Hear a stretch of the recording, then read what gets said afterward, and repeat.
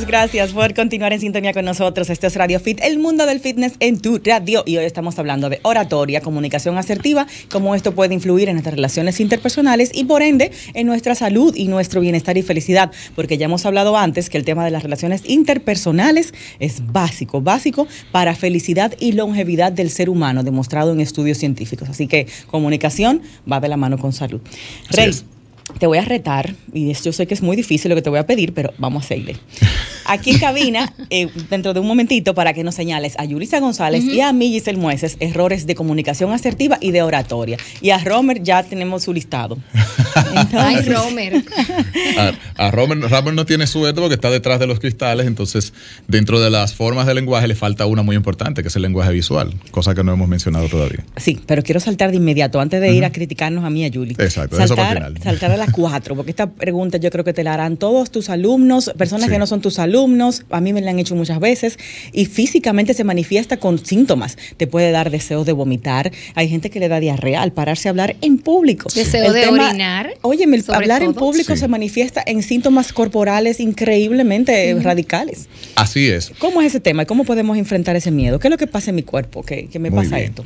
Bueno, mira, es uno de los principales temas, como bien mencionas, por los cuales la gente contrata una clase de oratoria. Miedo a hablar en público. Se dice estadísticamente que 9 de cada 10 personas sienten miedo a hablar en público. Santo Dios. 9 de cada 10 significa... Todo el mundazo. Todo el mundo. O sea, es una gran excepción una persona que no sienta miedo a hablar en público. Empezando por ahí, ese es un dato revelador y muy alentador. Porque lo primero del que tiene miedo a hablar en público es que cree que es el único o es la minoría dentro de la masa. Entonces, eso te va dando más miedo, te va bloqueando más, te va limitando más de participar porque tú sientes que, caramba, ellos son tan capaces y yo no me atrevo. No, hay un montón de gente ahí que tiene el mismo miedo que tú. Y algunos pueden tener más. Exacto. Lo que ocurre es que yo estoy esperando que se me quite el miedo para hacerlo. Dice, algún día, cuando a mí se me quite el miedo, yo voy a hacer... lamento informarte que eso no va a ocurrir. Hay que trabajar. El miedo no se te va a quitar y tú luego vas a actuar. No. Tú vas a actuar... Con el miedo. A pesar del miedo. Tienes que padecerlo en el proceso. Obligado. Tienes que darte el permiso de hacer el ridículo. Ay. Esa es la clave. No, ahí no me gusta. Tienes que darte el permiso de hacer el ridículo. De subir a un podio en una tarima y hacer un tollo. Tienes que darte el permiso de que ocurra. Pero previo a hacer ese ridículo, ¿no hay técnicas que uno puede realmente trabajar? Porque se dicen cosas. Dice que imagínese que todo el auditorio está desnudo. Sí. Por ejemplo. Esa es una clásica. Lo que busca es que tú, con un poco de humor, relajes tu mente. Okay. Hay otra clásica de la vieja escuela que es como establece un punto fijo, como que no estás mirando nada y di el discurso hacia allá. Puede funcionar, puede que se te quite un poco la ansiedad al no mirarle la cara a nadie y puede que no se te olvide nada y lo digas todo. Lo que pasa es que, de nuevo, estamos hablando de comunicación asertiva. Pero es como una botella, Raymond. Es una botella y segundo, no va a surtir ningún efecto. Recuerda lo que dijimos ahorita, yo hablo con un propósito. De que tú te muevas a una acción, de que tú me compres algo, de que tú hagas algo. Como moverte, entusiasmarte. Entonces, si yo estoy tirando esa mirada al vacío, eso no es conmigo. Entonces, ese es el típico discurso que sale bonito, el tipo termina de hablar y todo el mundo dice, no lo sientes. Ok, termina, nadie hace preguntas, no hubo interacción. Te quedas como, ¿qué? Y luego le preguntas a esa persona, ¿y qué tal? ¿Y de qué habló? Bueno, no sé. Bien. Habló bien el tipo. Sí, pero ¿qué dijo? ¿De qué trataba? Conectas. No sé. No conectas. Tú no te conectaste. Tú lo que sabes es que estuvo bonito, estuvo bien. Hablo bonito. Exacto. Entonces, entre hablar bonito y conectar con esa persona que está ahí, hay muchos factores. Y uno de ellos es el visual. Yo necesito estarte mirando para que eso sea contigo. Si yo te digo, qué bien te queda esa blusa, Giselle. Imagínate que te lo digas así, mira, qué bien te queda esa blusa, Giselle. Cuando yo hago maestrías, sin conectar con tu mirada no va a tener ese efecto. No es real. Cuando yo hago maestrías yo miro diferentes personas por un tiempo. Me quedo mirando un rostro por un tiempo en lo que voy diciendo una idea. Cambio otra idea, cambio otro rostro. Siempre me quedo mirando a alguien distinto. Funciona muy bien. A mí me pasa igual. Es decir, yo prefiero fijar mi atención de inicio, personas que quizás sean de mi confianza, si hay dentro del público, y luego pues ya que uno va perdiendo el miedo, porque luego que uno empieza a hablar generalmente va perdiendo el miedo, pues entonces interactúo visualmente con el resto del auditorio. Varias cosas allí, eso es válido. Yo lo primero que les hago como misión, como entender es, no piensen en que voy a hacer un discurso. Asimismo, cuando vayas a una radio o a un canal de televisión, no pienses que voy a una entrevista. Voy a una conversación.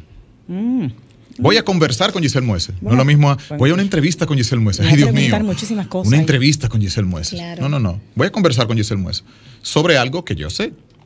Lo primero es que tú no te vas a parar en ningún contexto a hablar de algo que no sabes. No debería ser. No existe buen orador importante. de algo que no sabes. Exacto. Ni yo, ni Giselle, ni nadie. Nadie. Entonces, un buen orador es una persona que domina un tema y que luego tiene la capacidad de comunicarlo.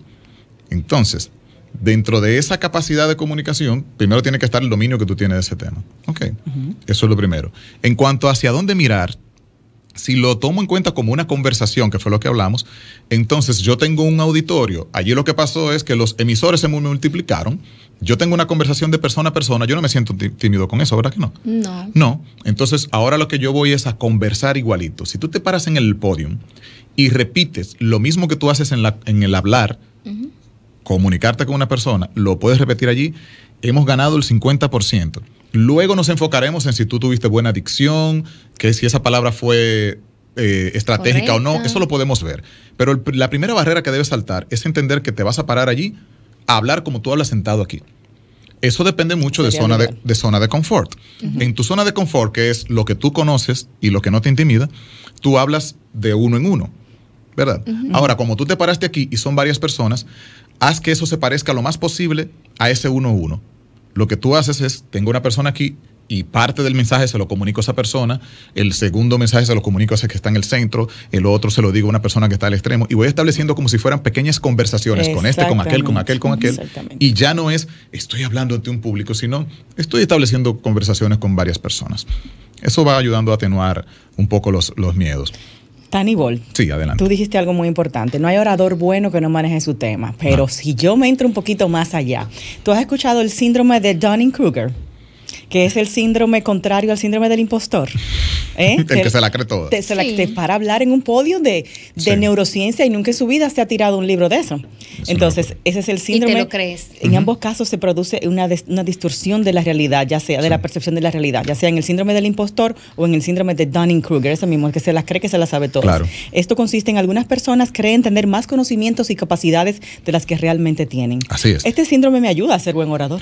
En ese caso sí, en un sentido. Vamos a ver. Claro. El síndrome de Dunning-Kruger y el síndrome del impostor van a provocar dos cosas diferentes. El del impostor es, yo sé, pero siempre me estoy cuestionando, creo que no. Tú no estás seguro de lo que tú sabes. Siempre me estoy haciendo preguntas, exacto. No estoy seguro de lo que sé, por tanto no lo voy a comunicar con la eficiencia porque ni yo mismo estoy convencido de él. Y seguro sabe más que cualquiera. Es muy probable que sepas más que cualquiera. Entonces, el peligro de ese es que no conecte igual. Porque se ve una comunicación muy ligera, muy tibia, muy insegura. Bien, ahora el peligro del otro es que puede hacer una comunicación impecable, puede generar una credibilidad que lo está mirando y dice, wow, pero se va a encontrar con alguien que domina la información. Y lo va a cuestionar. Y entonces toda esa credibilidad se va a derrumbar. Me vinieron unos nombres a la mente, pero no puedo meterme para allá. O sea que el influencer fitness que arrancan por ahí. Por Dios. El efecto de este es a largo plazo. El del impostor lo padece ahí mismo y todo el mundo dice, bueno, no confío. Pero el del otro se te derrumba a largo plazo. Pero es mucho el dinero que tú te metes en el bolsillo con tu síndrome de Dunning-Kruger. Claro, porque hay muchas personas que saben, obviamente, igual que tú, nada. Pero exacto. Bueno. La pregunta que me hacías al principio del miedo y qué es lo que pasa con nosotros. Aquí lo explico. Primero les hacía esa observación de que lo traten como conversación normal para que ustedes se sientan como en su zona de confort en ese escenario. Voy a explicar qué es lo que pasa con el tema de miedo a hablar en público. El miedo en general a nosotros se nos produce cuando estamos frente a un escenario que es distinto al que conocemos. Lo que conocemos es lo que se llama zona de confort. Entonces te voy a poner un ejemplo desde el inicio de los días. Todos los seres humanos venimos con miedo al mundo. Claro. ¿Tú has visto un bebé que nace muerto de risa? ¿Tú has visto eso? No, nacen en shock. Todos vienen llorando, ¿sí o no? Y si no lloran, le dan una palmadita, bienvenido al mundo real. Es un cambio. Sí. Experimenta un cambio. Es un cambio. Vamos a analizar de dónde viene esta criatura. Está ahí durante 9 meses, es decir, toda su existencia hasta ese momento. Claro. Ahora 9 meses son 3 trimestres y lo vemos como nada, se van como agua. Para ese bebé es todo lo que conoce. Exacto, pero para ese bebé es toda su vida hasta ese segundo. Claro. Toda su vida es allí, en posición fetal, confortable, tibio, oscurito, suministro permanente, tú no te preocupas de nada, ¿verdad? Ese es el mundo que conoce hasta ese momento. De repente rompe fuente, su madre, rápido para la clínica, el movimiento y ¡pah! Sale. ¿Verdad? Viene, dan a luz. ¿Qué se encuentra? Luces, sonido, el doctor hablando, la máquina, el electrocardiograma, el llanto es automático, porque toda esta es mucha información nueva para procesar. Es natural. Entonces, este bebé se ha quebrado en llanto ¿Qué estará deseando en ese momento ese bebé? Que fuimos tú, yo y todos volver nosotros. atrás, donde yo estuve. Pero yo estaba tranquilo ahí. Déjenme tranquilo ahí. Déjenme de ahí, ¿por qué me sacan? Ahora, yo le voy a preguntar a ustedes, ¿quién de ustedes quiere estar en posición fetal por el resto de su vida ahora? No, nadie. Tú describiste eso muy rico allá adentro. Yo no sé hasta qué punto. Te sentiste tentada de volver, sí. No, por un ratito. No, nunca queremos estar estáticos, aunque realmente luchemos en el fondo por esa zona de confort. No aguantamos ni siquiera la pandemia, que era cerrado en una casa por confortable. favor. Menos vamos a aguantar esta posición fetal. Hay gente que se da un tiro si sabe que va preso, porque nadie concibe la vida trancado. Pero lo que quiero ilustrarles, señores, es que es el mismísimo bebé, no es otra persona.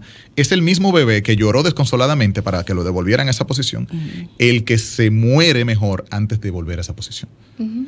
Es así como opera la zona de confort. Me da tanto miedo algo cuando es nuevo, que no lo quiero para nada, por favor devuélvame allí. Pudiendo ser positivo. Cuando lo experimento y veo que, pero no era tan malo, ahora no quiero renunciar a esta nueva zona de confort. Naturaleza humana. Entonces la naturaleza humana es ir ganando nuevas zonas de confort, pero tú no las ganas hasta que te expones. Claro. Ese bebé no puede decir qué linda la vida hasta que la conoce. Exactamente. Entonces, ¿qué tiene que ver esto con el tema de miedo a hablar en público y exponernos a diferentes desafíos?